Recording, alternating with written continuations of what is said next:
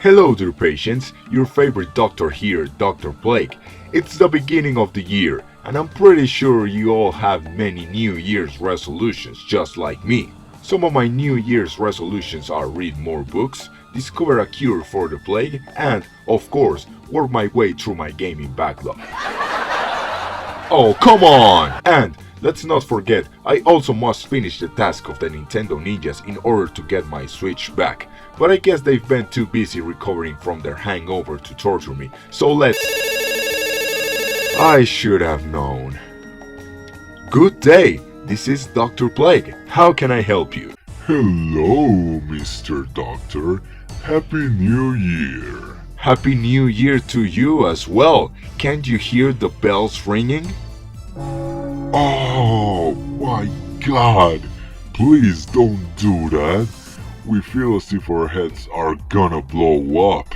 Glad to hear you enjoyed yourselves over the holidays. It feels so good to be in perfect health.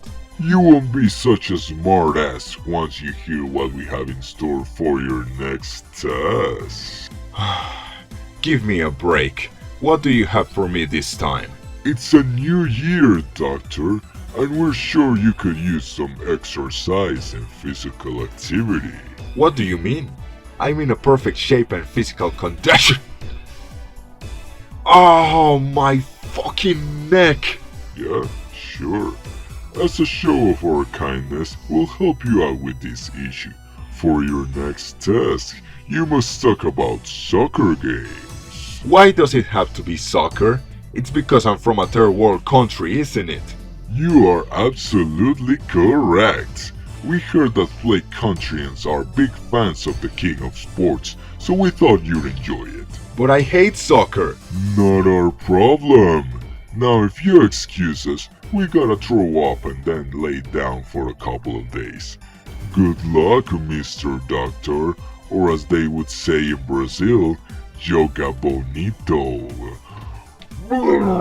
God damn it. What am I supposed to do now? I hate soccer with a burning passion. I don't want to play any soccer games. Hell, I don't even have any soccer games. Son of a... Wait. They didn't specify which kind of soccer games I had to talk about. Normal soccer games are boring as the sport itself, so let's make some concoctions and create some unusual soccer games for people who don't like soccer. Sí!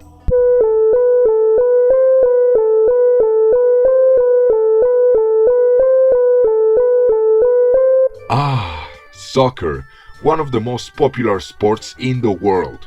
The Qatar World Cup was around a month ago, so the timing for this video was almost appropriate.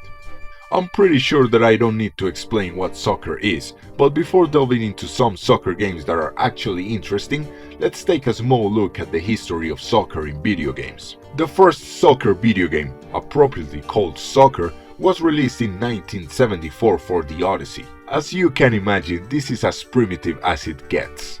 It consisted of a sheet of paper you put in your TV screen which depicted a soccer field with two teams. Each player controlled a huge white square, and the purpose of the game was scoring goals by kicking a smaller white square into the other player's goal, and each player had to keep score of the game. Further games would include an in-game score and characters that would actually move.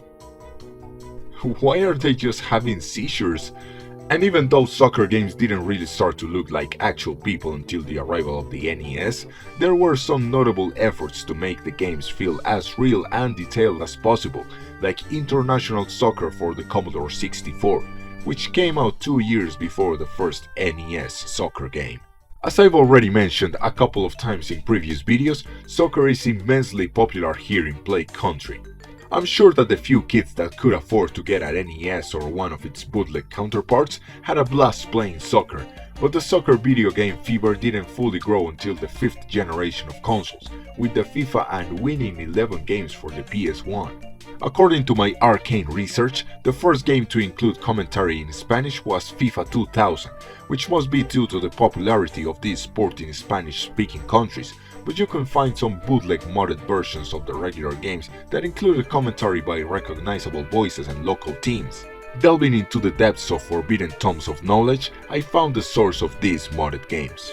This was a work of love made by two Play Countryans who labeled themselves as Gomito58, two denizens who owned a video game room and felt the need of kids and teenagers to play as their favorite local teams. They spent entire days messing around with the internal code of the game to include these teams and local stars, recording lines of dialogue themselves and from the TV whenever a game was on, and modifying the visual aspect of the game. These two men didn't have any coding experience whatsoever, so that feat by itself it's pretty impressive. Back in the day, most parents would buy these soccer games so they could use the console as well, but most of the time they just played one or two matches and then never touched the game again, which is why every kid in Play Country had at some point a couple of soccer games whether they like soccer or not. But we're not here to talk about boring regular soccer, no sir. There are some games that are very enticing even if you don't like this sport at all. However, it is indeed necessary to know the original formula of soccer in order to be able to properly modify it. So let's start by playing a very famous regular soccer game.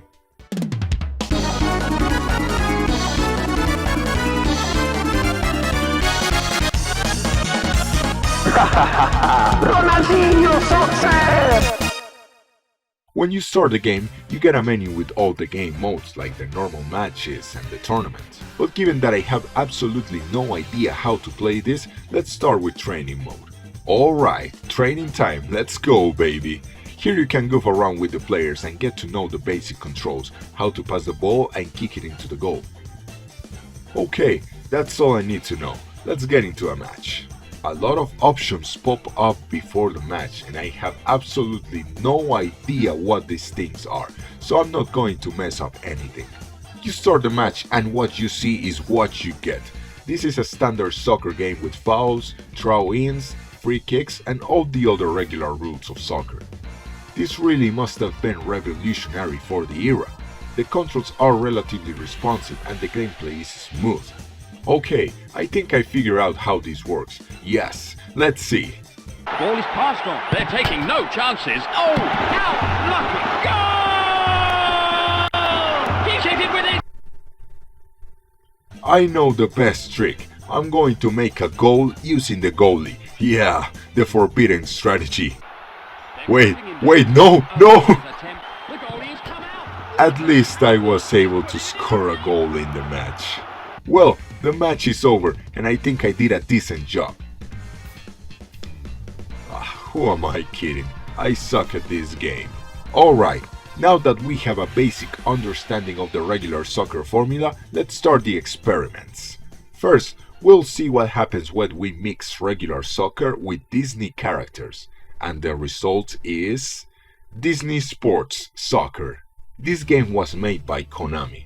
Yes, the same Konami that developed the famous Winning Eleven or Pro Evolution Soccer game series and various games like Symphony of the Night, Metal Gear Solid and The Grinch. They also developed a soccer game with Disney characters. I miss the old Konami. Once you start the game, you get the various modes like Exhibition, Challenge Cup and Dream Cup. Wait, where's the training mode? There is no training mode in this game, what the fuck?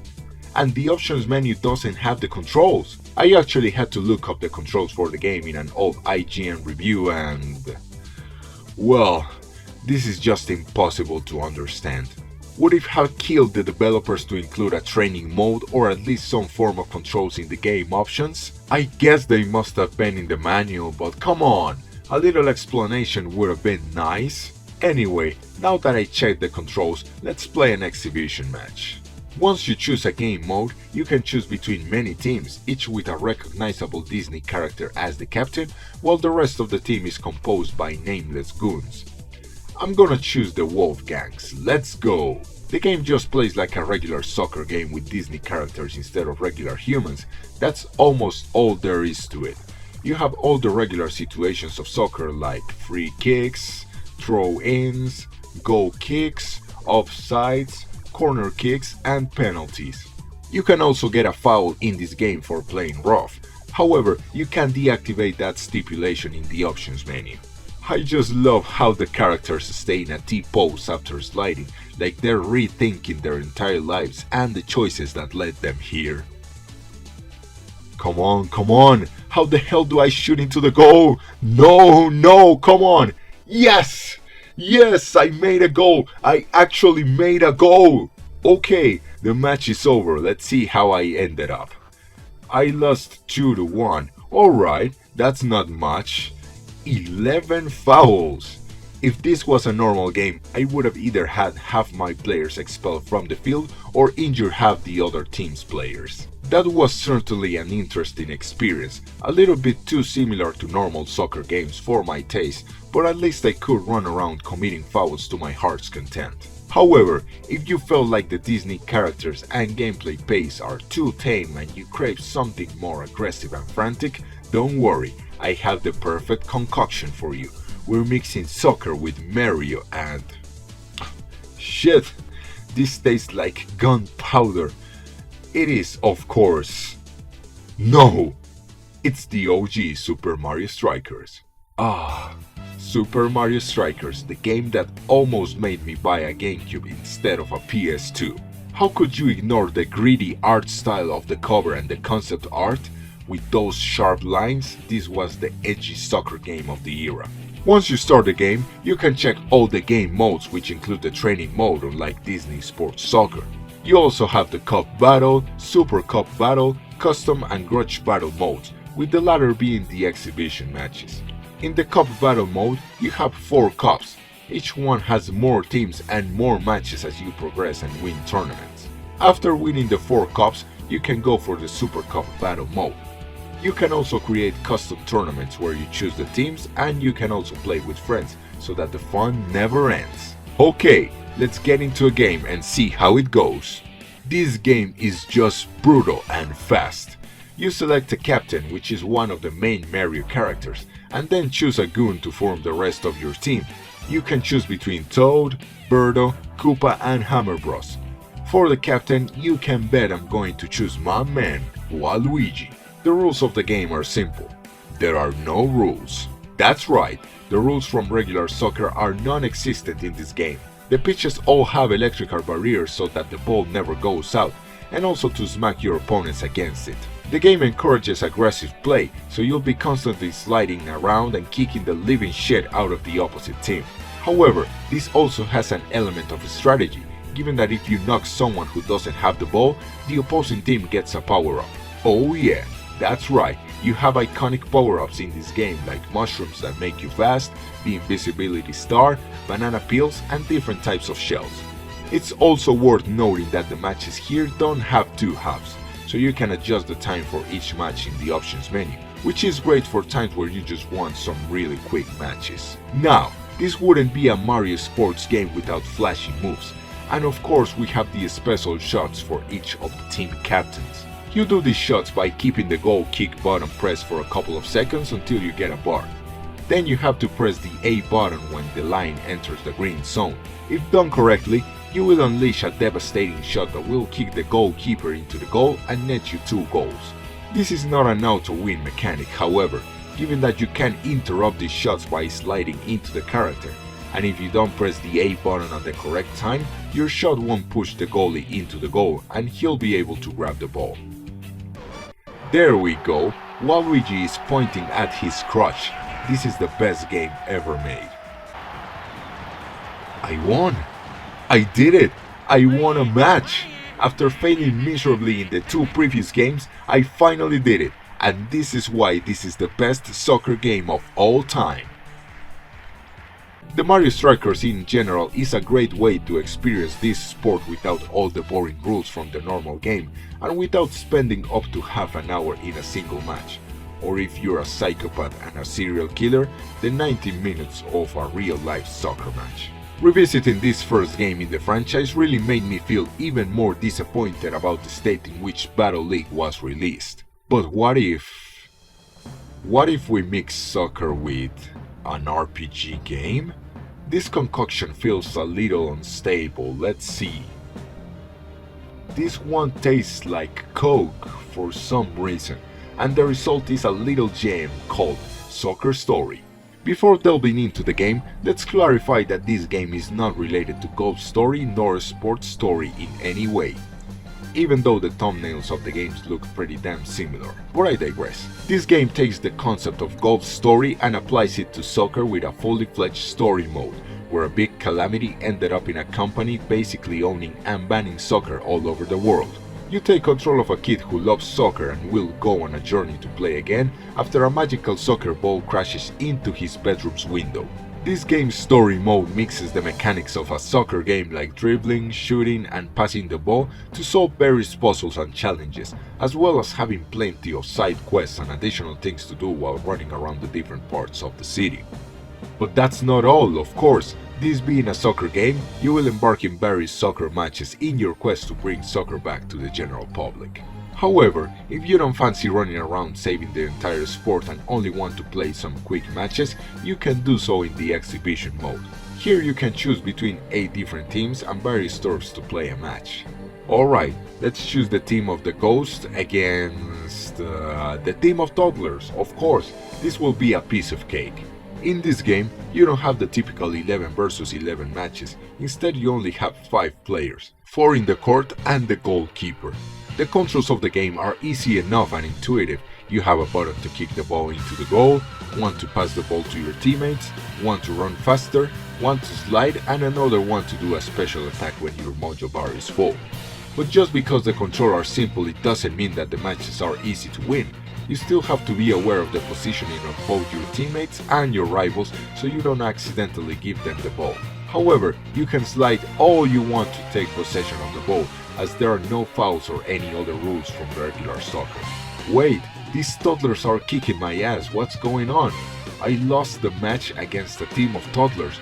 This can't be right. I'll play another one and I'll obliterate them. Yes! Well, one thing's for sure. Soccer sucks. It seems I've run out of ingredients to mix potions, but we managed to create some excellent combinations to prove that the soccer games don't have to be as boring as the real-life counterpart. I know there are other brews we could have experienced, like Rockman Soccer for the SNES, a Mega Man soccer game, Alpaca Ball All-Stars, a soccer game with alpacas, or Inazuma 11, another soccer RPG for the Nintendo DS, which I actually tried to play for the video, but the emulator ran the game at half speed for some reason. God, I hate PC emulation so much. So if you want me to take a look at this and some other soccer games, let me know and I might make a commenter's edition. This will be all for today, my patients, and I hope you feel refreshed by all this outdoors activity. Do you like to play soccer games? Is there any other out of the ordinary soccer video game that I didn't mention in this video? Let me know in the comments below. And remember, one game a day keeps the plague doctor away. See ya!